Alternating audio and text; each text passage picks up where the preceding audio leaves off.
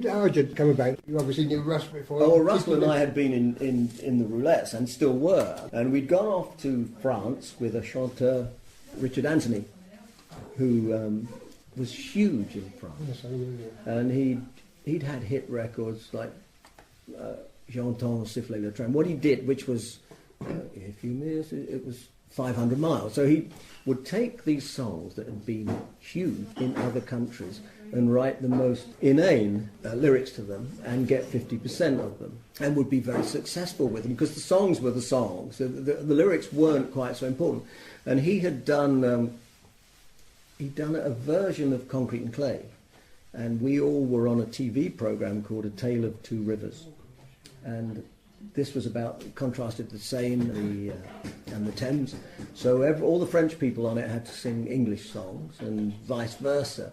So when Richard Anthony, who was on it, realised that he said, right, we're going to do Concrete and Clay. We went, okay, dong, ding, dong. He said, how do you know this? This is us, we played on this. So he said, would you like to come to France with us? And we said, okay. So it was very much towards the end of Adam Faith, and the whole thing was sort of petering out, not for any reason other than Tempus Fugit, really. We'd been together for a long time, and we wanted to do different stuff. I'm not quite sure what we wanted to do, but we wanted to do more. So we went off to France with Richard Anthony and had a jolly nice time. And I guess there's an interesting story here. Just to give the story to the lyrics that he wrote, I mean, he would write, the sky is blue, the sea is green, to, the most wonderful, just that, they were his lyrics to somebody. And we did You're Out of Time, baby, baby, baby, you're out of time. And I actually think that those lyrics from the Rolling Stones are actually quite apropos and quite poignant, that, this person's in the wrong bloody time zone. I mean, I think we've all felt over the years that we're in the wrong time zone and we're either too late or too early. And Richard Anthony wrote these words. Now, baby, baby, baby, you're out of time.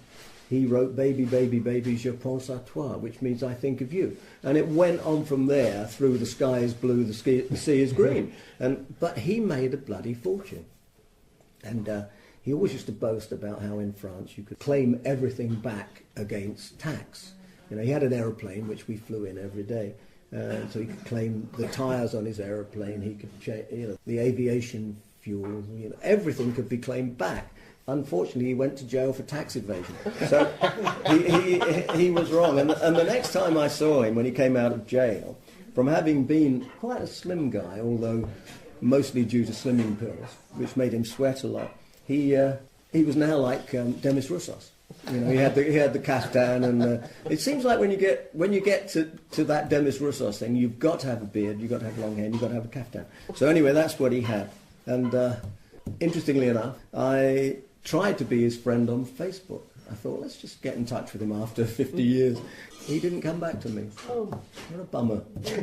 It's only 44 years. I'll get some. Yeah, I haven't sent anything since I'm awaiting a response. Waiting. Baby, je pense à toi.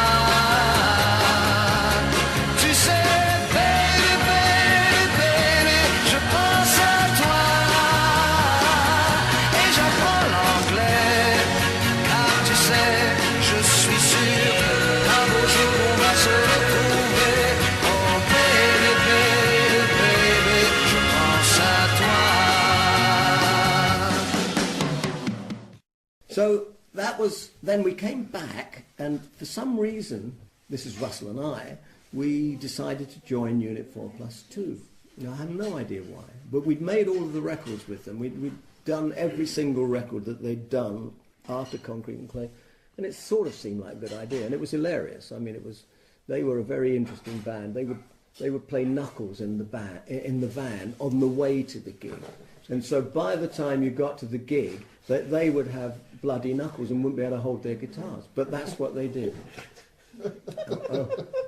So we joined them for a while, and then we were doing this gig in Basildon, funnily enough. I looked out into the audience, and Chris White and Rod Argent were standing there. I thought, what the hell are they doing here?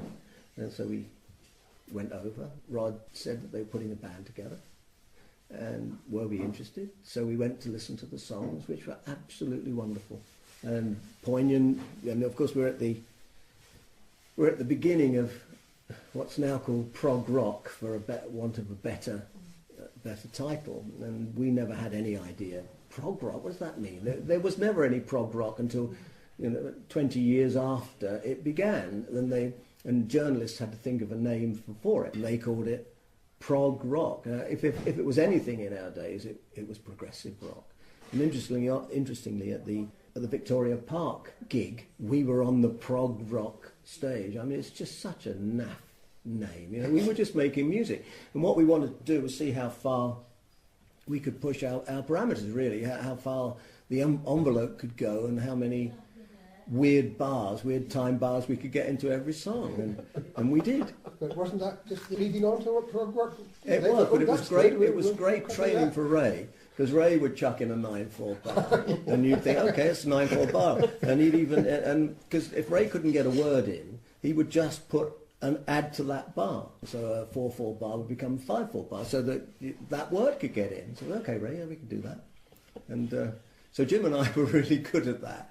And with respect, I don't think it's the sort of thing that Mick was into, the fact that there was this 9/4 bar appeared from nowhere, or 5/4 bar, whatever it was. So Argent began, and we set off on the merry-go-round and rushed off to America. Well, not immediately to America. We went to Germany first, and then we went to America and found ourselves playing at a great many of the gigs that the Kinks were at or had been at. And there's this one story where Jim, me, Rod, and Russ leave San Francisco to travel up to Los Angeles to see the Kinks, who were at the Palladium the following night, or that night, whatever it was. And we left in the fog. And everybody said, well, let's go via Big Sur. I happened to be driving. I was the one who was least drunk from the night before. And let's go up Big Sur. I said, why? They said, well, because it's really scenic. So this Big Sur goes like that. I don't know if anybody's ever done it. It meanders everywhere. You can't do it fast. Anyway, okay, we started, and everybody went to sleep, and nobody woke up until I got arrested for speeding. And we had a Camaro, which went like off the proverbial shovel, and it really, really went fast. And I saw this red light in my mirror. It was quite misty, and this was after it's a 400-mile bloody drive, and saw this red light and thought, that's a lorry overtaking me. Hang on a minute. I'm going too fast for a lorry to. It turned out it was the police. I pretended that we just arrived in America. And they said, do you know what the speed limit is? And I said, I didn't know you had one. It doesn't look like you've got one on all the films. Looks like you can go as fast as you like. So they said, well, actually, we do have one. And by this time, I'm sitting in the front seat of the police car with a shotgun, pump-up shotgun between my legs, ready for the guy. And everybody woke up in the Camaro, and they all got out, whereupon the copper jumped out of the car and got himself behind the door and got his gun out and everything, and was about to kill them all. It could have been the end of Argent, and made them all get back in the car. And anyway, he said, so why are you driving so fast? I said, oh. And I then became Cary Grant.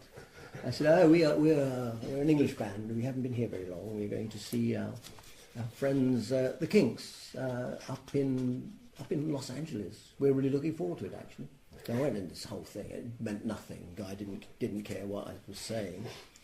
And eventually he said, well, I'm going to have to take you in. He arrested me and took me back. I think we went back to Santa Maria, probably about 40 miles back. And I was then properly arrested, and the copper on the way there said, look, if I tell them how fast you were going, you'll be in jail overnight. And I hadn't long since seen Easy Rider, so I thought, oh God, really be in trouble.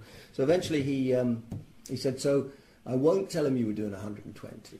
I said, I wasn't doing 100, surely not. I said, oh yes you were. He said, well, put it this way, I had to do 120 to catch you. So anyway, he took me back and told them I was doing 85 instead of 120. We posted bail, which is you give them the money that they would fine you the next day, and then we went off to LA, and arrived there to discover the Kinks weren't on that night. They'd probably cancelled.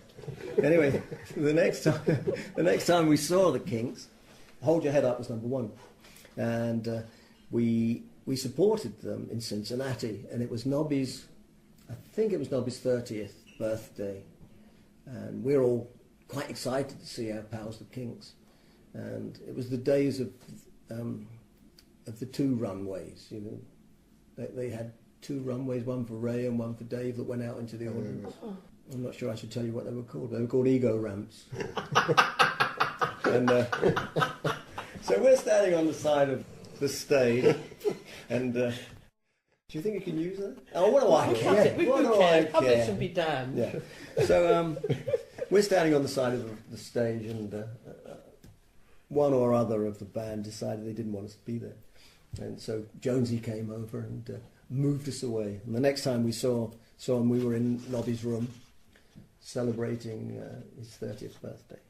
So yes, we did bump into them a lot in more ways. Sweet Mary, ooh, ooh, sweet Mary, let me taste of your fire, make me shout, take me higher, you can take me where the light is sweet low. Sweet Mary came out in America, and it was about a person called Sweet Mary, and we had no idea that what Sweet Mary meant in America. It's marijuana. We had no idea. And so that one was banned. But this was banned at a time when it was actually shooting up the charts, and they banned it. So, which was most unfortunate. You know. So you can't know everything. Can you? You need to know these drug words. Yeah. And we were fortunate that we didn't smoke, so we didn't know any of these things. None of us smoked. We all thought it was, you know, dodgy, and so we survived the first American tour with Argent because we didn't smoke. If we'd smoked, we would have disappeared like a lot of bands did, you know, just out of their brains all the time. Because there was no reason for the band not to be out of their brains, because the audience were completely out of their brains, and they were all lying on the floor. We did Fillmore West, and we looked out at the audience and all lying on the floor. And before that, we played at Fillmore East, and there'd been which was New York, and there'd been a bomb scare. So everybody had left the building, and we're standing outside with the punters because we all had to leave the building. And 3,500 people left the building, and 5,000 people came back. And this was prior to mobile phones. You know, so, I mean, of course, New York is much more parochial, so they just went and found their mates to come into this gig. And anyway, the reason I mentioned it is that the smell of marijuana in the audience, you just Didn't need it. you didn't need to be doing it. You just needed to be near it. And so that was a jolly good time.